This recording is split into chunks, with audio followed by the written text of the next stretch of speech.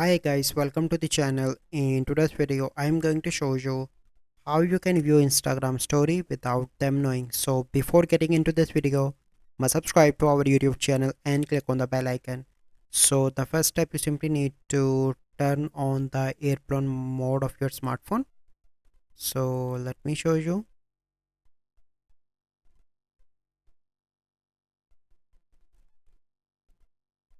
Okay, so once you turn on, you simply need to go onto the Instagram and you can easily view the stories of that person, but that person is unable to view that you watch a story or not because you enable the airplane mode. So this is the process. But on other stories, if you watch other people's stories, they are might be get.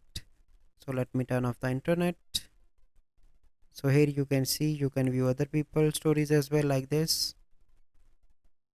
So here you can see that. So this is the process by which you can see other people's stories without them knowing. So I hope you find this video helpful. If you find this video helpful, must like this video, subscribe to our YouTube channel for future videos. We'll see you in the next video. Thank you. Have a good day.